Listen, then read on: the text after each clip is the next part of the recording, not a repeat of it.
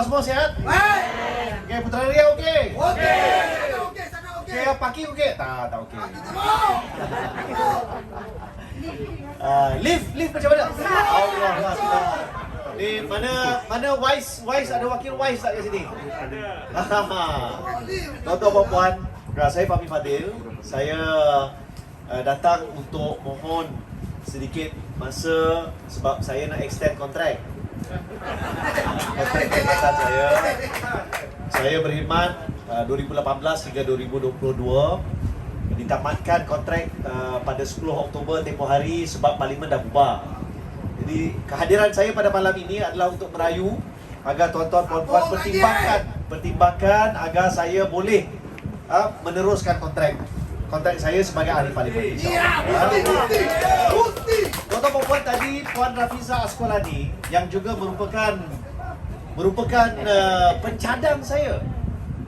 Beliau merupakan pencadang saya. Dulu 2018 pencadang saya dua orang lelaki. Kali ini bagi PRU ke-15 pencadang saya dua-duanya orang wanita. Salah satu ialah Puan Rafiza binti Syahian alias Asqalani. Terima kasih. Saya dah kenal dia lama. Dulu dia ketua Muslimat PAS Lembah Pantai. Kemudian dia masuk amanah dan terus setia bersama perjuangan, dan sehingga ke hari ini dia tidak pernah goyah dalam perjuangan itu. Tuan-tuan dan puan, tadi beliau menyentuh tentang 22 bulan. Ramai yang berkata sebelum ni Pakatan Harapan gagal. Tak, kita tak gagal, kita digagalkan. Sebenarnya kalau kita tengok 22 bulan itu hanyalah satu permulaan kepada banyak perkara yang kita cuba baiki. 2018 saya dan ramai kawan-kawan yang lain menang satu kontrak open tender. Kita masuk bidding masa PRU 14 dengan beberapa idea untuk baiki sebuah mahligai bernama Malaysia yang telah, pada pandangan kami, telah begitu lama disalah manage lah maksudnya. Kalau bangunan bernama Malaysia itu ada lift tu dah lama rosak. Kalau bangunan itu yang bernama Malaysia itu ada piping system, ada wiring dah bocor dan wiring ni pun dah short. Kami masuk pada waktu itu, tanggapan kami yang nak dibaiki itu sekian-sekian. Tapi bila menteri-menteri, kawan-kawan kami menjejak kaki ke Putrajaya, masuk ke dalam pejabat, mereka mendapati banyak perkara yang lebih teruk daripada apa yang kita mula-mula ingatkan. Apakah perkara-perkara itu? Contohnya bagi yang beragama Islam, salah satu perkara yang paling menyedihkan ialah bagaimana tabung haji diperlakukan selama 60 tahun. Rupa-rupanya tabung haji ada akta dia sendiri yang diluluskan oleh Kerajaan UMNO Barisan Nasional, iaitu jika pada satu tahun jumlah kerugian melebihi keuntungan, jumlah liability melebihi aset, tak boleh keluar hibah, tak boleh keluar dividen. Tapi walaupun diberi amaran oleh Governor Bank Negara, jangan keluarkan hibah, jangan bayar dividen, tetap bayar juga. Tetap dia makan cili tu. Pedasnya kita rasa sampai ke hari ini, sebab yang berlaku waktu itu, tabung haji beli aset-aset yang tak masuk akal, yang tak ada kaitan dan tak menguntungkan. Bila Dr. Mujahid Yusof memijak kaki ke dalam pejabat dan bertanya tentang tabung haji, dia dapat tahu masalah yang sangat besar. Maka untuk selamatkan tabung haji, Dr. Mujahid bertemu dengan orang DAP dia bukan untuk selamatkan tabung haji. Apa yang dia buat? Kami tak jual aset. Kalau tuan-tuan puan-puan, ni saya bagi satu pandangan yang bagi saya sangat-sangat kritikal, sangat-sangat penting. Kita sekarang ni mudah baca, mudah dengar video, tengok video dalam TikTok. Kadang-kadang yang kita dengar ni, yang model-model yang ada dalam TikTok ni, cantik-cantik, ayu-ayu, kadang-kadang tu muslimat, tapi dia tak tabayun, dia tibayun. Dia tak tabayun means fact check. Dan dia sebut sebelum dia semak. Satu contoh yang sangat jelas sebelum saya sambung pasal tabung haji. Beberapa hari yang lalu viral satu video Datuk Jamal Abdillah Ya, Jamal Abdillah, kekasih awal dan akhir, ya, bercerita dalam TikTok tentang bagaimana ada kerajaan yang ada di AP ni macam-macam masalah. Ya Allah, astagfirullahalazim. Di AP sebahagian daripada kerajaan dekat Selangor, PJ itu Selangor. Pernah tak azan tak ada dekat Selangor? Tak pernah. Sultan Selangor masih berdaulat. Agama Islam masih diamalkan. Ada tak sekolah agama, sekolah kafar tutup? Tak ada. Tak payah pergi jauh lah, pergi sampai ke Pulau Pinang, tak payah. Tengok kat Selangor je.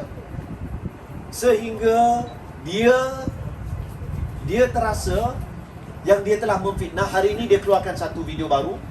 Dia memohon maaf. Memohon maaf kepada parti DAP sebab dia bercakap tanpa pengetahuan. Jadi tuan-tuan puan-puan, dalam terutama minggu yang akan datang, kita cuma tinggal lebih kurang 9 hari 1 jam 15 minit sebelum tamat kempen dan kita keluar untuk mengundi. Maka dalam 9 hari 1 jam 15 minit yang berbaki ini, berhati-hatilah dalam kita menerima maklumat, terutama dalam media sosial, kerana saya dapat jangkakan akan ada mungkin fitnah ataupun maklumat yang tak betul yang disebarkan di saat-saat akhir, yang kita mungkin terlalu mudah terpedaya, dan itu membuatkan kita fikir benda yang tak betul. Alhamdulillah, Datuk Jamal Abdillah, dia lihat, dia mengaku dan dia mohon maaf. Kita maafkan. Bukan saya lah, tapi kita boleh terima lah kan. Tapi saya tengok ramai yang lain berkata Pakatan Harapan jual aset, Pakatan Harapan buat itu, buat ini. Tak betul. Kita tak jual aset tabung haji, kita tak jual. Kita serahkan 10 bilion aset-aset, termasuklah Silverbird, syarikat buat roti. Yang kenapa tabung haji beli syarikat buat roti? Tak ada kaitan kan? Dan syarikat itu pun gagal. Dijual aset-aset bernilai 10 bilion. Bukan dijual, ditransferkan aset kepada sebuah syarikat, anak syarikat Kementerian Keuangan. Dan Kementerian Keuangan memberi suntikan 2 kali ganda nilai aset itu. Siapa Menteri Keuangan? Lim Guan Eng, DAP China. Tapi dialah yang bantu menyelamatkan tabung haji. Ada tak? Hari ini kita tengok satu keadaan akak punya parti lama lah, parti PAS. PAS is PAS. Oh, okay. PAS is PAS. Parti PAS sekarang ni berkata, kamilah yang selamatkan tabung haji. Tak ada apa-apa lah, you all tak buat. Jangan cakap tabung haji. Judi pun tak boleh dia nak stop. Jadi kalau tuan-tuan puan-puan jumpa dengan Haji Fauzi, tanya dia satu soalan. Sepanjang PAS memegang kuasa, PAS dalam kerajaan lagi lama daripada Pakatan Harapan mentadbir. Menteri-menteri PAS dalam kerajaan 31 bulan. Pakatan Harapan 22 je. Kenapa dalam 31 bulan PAS berada dalam kerajaan? Hanya waktu Pakatan Harapan mentadbir, jumlah judi berkurangan dari 22 ke 8 setahun. Berkurangan. Bila masuk je BNPN balik, naik balik 22. Kita kena tanya. Kita yang beragama Islam, boleh tanya. Kalau jumpa Haji Fauzi, tanya dia, calon daripada Perikatan Nasional. Dan susah dia nak jawab, tak boleh dia nak jawab. Ada macam-macam lain kita boleh tanya. Tapi cukup sekadar itu. Dalam bab tabung haji, saya bagi contoh. Apa lagi kerosakan yang kita jumpa? Dia sama macam bila kita masuk, kita ingatkan kita nak tukar tile. Rupa-rupanya foundation tu pun dah rosak. Kita ingatkan kita nak tukar kipas. Rupanya ceiling dia pun dah jatuh. Saya anak yang dibesarkan dalam Felda. Ayah saya dulu DG Felda, ya, Director General Felda. Dia jaga semua skim Felda. Waktu ayah saya menjadi DG Felda, kemudian dia menjadi MD, Managing Director semua syarikat-syarikat Felda. Simpanan Felda 6 bilion ringgit. 6 bilion cash. 6 bilion ni lebih tinggi daripada simpanan negeri Selangor. 6 bilion. Itu tahun 2000 lah. Tapi sebab ayah saya tak rela, tak benarkan wang simpanan untuk orang Melayu miskin Felda disalahguna untuk tujuan politik, dia diketepikan.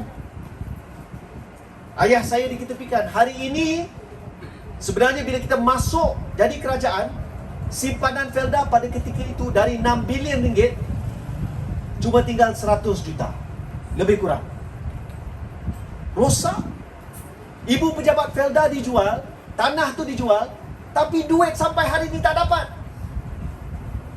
Saya dulu kecil-kecil pergi main dekat dalam Felda tu.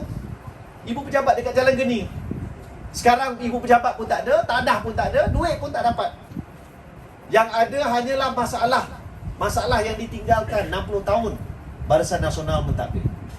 Bab ini yang paling saya marah. Kalau tuan-tuan puan-puan buka YouTube, boleh tengok pembahasan saya dalam pembentangan kertas putih Felda untuk nak selamatkan Felda. Bukan BN yang selamatkan, kita yang bentang kertas putih pada bulan April 2019.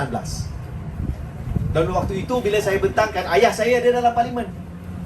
Dan saya bentangkan bukan pasal beliau, tapi sebab saya faham Felda ini adalah satu institusi yang sangat penting untuk orang Melayu. Tapi ia telah disalahgunakan dan disalah urus tadbir, terutama dalam 20 tahun kebelakangan ini, hingga kan tanah-tanah Felda akibat FGV sekarang ni bermasalah sangat. Tapi Pakatan Harapan masuk, kita mulakan jalan penyelesaian. Tabung haji, Felda, tabung angkatan tentera, masalah kapal tempur pesisir, LCS, 6 bilion dah belanja, satu kapal tak sampai. Alah bunian. Kapal bunian. Ada, kapal tu ada. Tapi terbengkalai dekat dia punya limbungan dia, dekat Lumut. Masih ada. Kalau nak tengok rangka, ada kat situ. Ada wujud. Kapal tu, rangka tu ada. Tapi tak boleh berlayar. Dia punya mas dia punya tiang dia, dulu masa dia lancarkan dengan mas tu buat daripada kayu. Ya, jadi itulah kerosakan yang berlaku, tuan-tuan puan-puan. Saya datang malam ni nak mohon agar kontrak dilanjutkan, bukan sebab saya nak kaya, tak. Saya nak bagi tahu, saya dah isytihar aset saya. Tuan-tuan puan-puan nak tahu apa barang-barang yang saya simpan, ada yang saya ada, boleh tengok online. calonkeadilan.org. Cari nama Fahmi Fadil, boleh tengok dalam tu. Tahun 2018, sebelum saya jadi calon kali pertama, saya isytihar aset-aset saya. Waktu itu jumlah aset saya 1 juta lebih. Adalah satu apartmen, ada 2 biji kereta, satu Honda Insight, satu kereta Kelisa 2004. Kereta Kelisa ni, kalau tuan-tuan puan-puan ada kereta Kelisa ni, jangan jual. Rare dan masih running perfect. Jadi jangan jual. Sampai hari ini saya tak jual lagi. Ayah saya guna kereta tu sekarang. Ya. Dan hari ini, sebelum saya jadi calon, hari tu saya diarah oleh parti untuk isytihar aset sekali lagi. Jadi saya boleh maklumkan, kalau tuan-tuan puan-puan simpan duit dalam FD, lepas 4 tahun mungkin dapat lagi banyak daripada apa yang saya dapat. Sekarang ni nilai aset saya bersih 1.2 juta. 1.2 juta. Maksudnya apa? Saya tak macam kalau tuan-tuan puan-puan ada tengok video Datuk Seri Zahid Hamidi sebelum dia umumkan Tengku Zafrul menjadi bendahari UMNO Selangor, dia ada bagi pesanan kepada Tengku Zafrul. Dia kata, jangan ambil kesempatan, tapi ambil mana yang sempat. Itu bijak. Tapi maksudnya saya ni bodoh lah. Sepanjang saya berkhidmat sebagai ahli parlimen, bateri kata apa ni? Hello. Jan. Apa ni? Mentang-mentang tak ada duit. Bateri pun nak apa? Hello.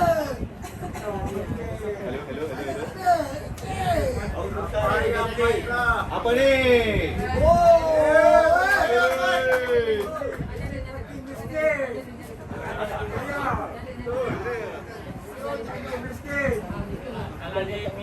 Dah salah DAP. Tuan-tuan puan-puan, maksudnya sepanjang saya berkhidmat sebagai ahli parlimen, saya tak ambil 1 sen pun duit rakyat. Saya tak ambil satu projek pun. Saya tak ambil komisen pun. Dan perkara ini saya berani berdiri depan tuan-tuan puan-puan di apartmen Putrajaya, dan saya tak takut kalau di kemudian hari di padang mahsyar saya dipersoal. Apa yang kamu buat, Fahmi, sewaktu kamu berkhidmat sebagai ahli parlimen? Ya Allah, aku tak ambil satu sen pun duit rakyat. Dan hati saya tenang dalam bab ni. Kalau ditanya di soal, saya tak takut. Tak ada satu sen pun yang saya ambil. Tak ada satu bidang tanah pun saya tak minta. Itulah bodohnya saya. Saya tak ambil mana-mana yang sempat. Saya tak belajar dari dia. Dia bukan guru saya. Dia bukan. Sebab tuan-tuan puan-puan, saya diajar oleh mak ayah saya. Ayah saya kerja Felda. Mak saya pegawai tadbir dan diplomatik. Ayah saya masuk Felda tahun 69, diberhentikan tahun 2004-2005. Sebab dia enggan lakukan beberapa perkara lah waktu itu. Simpanan 6 bilion, tapi waktu itu timbalan Perdana Menteri yang jaga Felda, Najib Razak. Tapi ayah saya dia tak nak, jadi akhirnya dia terpaksa dilepaskan. Mak saya 11 kementerian. Dia bekerja di 11 kementerian. Dia pernah jadi timbalan ketua setiausaha. Dia pernah menjadi ketua pengarah bahagian hal ehwal undang-undang.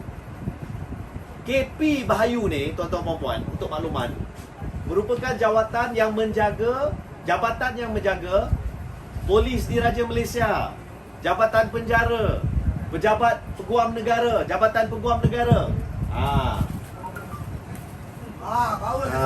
Elok. Okey. Harus semangat sikit ya. Jadi, mak ayah saya tak pernah ajar saya ambil benda yang bukan hak. Malah mak dan ayah saya minta kita perjuangkan untuk mereka yang hak mereka telah diambil. Jadi itulah sebabnya saya nak bagi tahu tuan-tuan puan-puan, antara perkara yang mungkin saya rasa saya gembira sikitlah dapat lakukan, ada setengah orang cemoh. Waktu saya jadi ahli parlimen, salah satu perkara pertama yang saya lakukan ialah untuk kembalikan nama Kampung Kerinci. Kampung Kerinci. Ada orang kata, tak apalah, biarlah nama bangsa Sau. Bukan. Dia bukan pasal nama bangsa Sau, tapi dia pasal nama Kampung Kerinci, identiti sejarah. Itulah komuniti yang buka kawasan tu. Biarlah kita hormat, biarlah kita respect, biarlah kita ingat identiti itu. Dan saya nak kawan-kawan di Putrajaya dan Abdullah Hukum tahu, ini perkara yang sangat menarik. Sebab kita perjuangkan nama Kampung Kerinci, ada seorang lagi menteri di AP yang bukanlah terlebih ajar, tapi dia betul-betul hormat dan dia betul-betul faham. Jadi saya tak faham dakyah tentang DAP ni. Itu cuma orang kata igawan yang saja dimain-mainkan. Anthony Loke Siu Fok. Anthony Loke sekarang ni Setiausaha Agung DAP. Kira dia presiden dia lah. Pada tahun, saya ingat lagi 2019, kawan-kawan dari Abdullah Hukum akan ingat tapak projek KL Eco City. Sebelah dia, SP Setia ada bina satu stesen KTM yang baru. Stesen itu pada asalnya sepatutnya dinamakan Eco City, KL Eco City. Stesen KTM KL Eco City. Tuan-tuan puan-puan nak tahu tak apa kata Anthony Loke?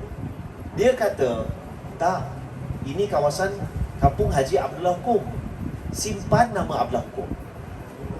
Jadi kalau pergi ke stesen tu sekarang, nama Abdullah Hukum tu tersimpan sebab Anthony Loke, menteri Cina daripada DAP, pertahankan nama itu. Bukan orang lain, bukan UMNO, bukan DAP. Bukan. Jadi kita kena ingat, ini saya bukan berpolitik, saya bercakap benar. Saya hadir waktu pelancaran stesen itu. Dan Anthony Loke bercakap pada saya, dia kata kita nak kekalkan nama Abdullah Hukum ni, jangan hilang. Maka itulah yang satu peninggalan Menteri Pengangkutan pada waktu itu, Anthony Loke. Ya. Jadi maksudnya tuan-tuan puan-puan, 22 bulan kita baru bermula. Kita dihentikan, kita digagalkan, dan niat saya ialah untuk mohon agar kontrak ini diteruskan. Sebab apa yang kita lihat pada waktu itu, kita dah mula untuk baiki dan kita nak terus perbaiki supaya akhirnya bukan untuk diri tuan-tuan puan-puan, bukan untuk diri saya ataupun anak pinak saya, tapi untuk generasi-generasi Malaysia yang akan datang. Pendidikan yang lebih baik, pekerjaan yang lebih baik, perumahan yang lebih baik, masa depan yang lebih baik.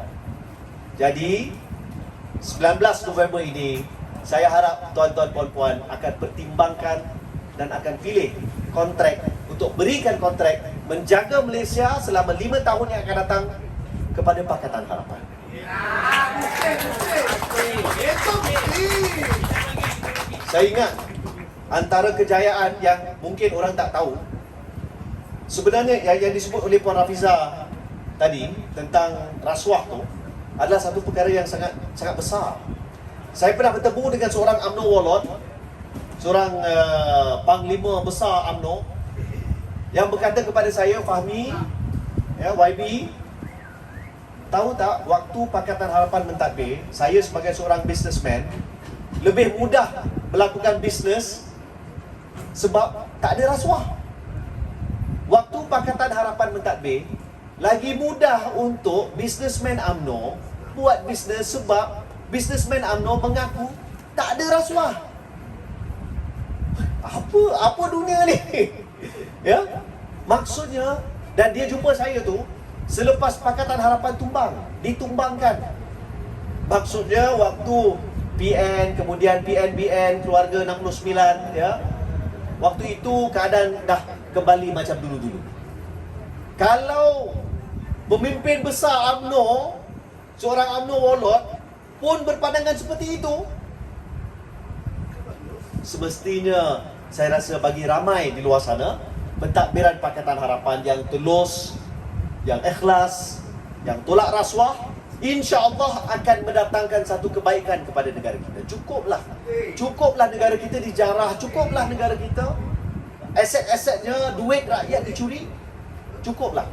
Kita nak sebuah Malaysia yang lebih adil, sebuah Malaysia yang lebih baik. Dan saya percaya kalau tuan-tuan puan-puan semua keluar untuk mengundi di Sekolah Rendah Agama Ibn Sina pada 19 hari bulan November nanti, insya-Allah menjelang tengah malam pada 19 November, lembah pantai kekal Pakatan Harapan, insya-Allah. Dan insya-Allah jika ditakdirkan, diizinkan oleh Allah, biiznillah, dalam beberapa jam selepas tengah malam tu, insya-Allah menjelang pukul 3, pukul 4 pagi itu mungkin kita akan dapat berita Pakatan Harapan akan membentuk kerajaan, insya-Allah. Tapi kejayaan tak datang mengguling. Kemenangan dia bukan tanpa ikhtiar. Apa yang Puan Jamilah sebutkan tadi itu sangat penting, tuan-tuan puan-puan. Dalam masa 9 hari dan 1 jam yang berbaki, tolonglah jumpa dengan sanak saudara, tolonglah jumpa dengan kawan-kawan kita, jiran tetangga. Maklumkan kepada mereka di lembah pantai Cuma ada as a boy.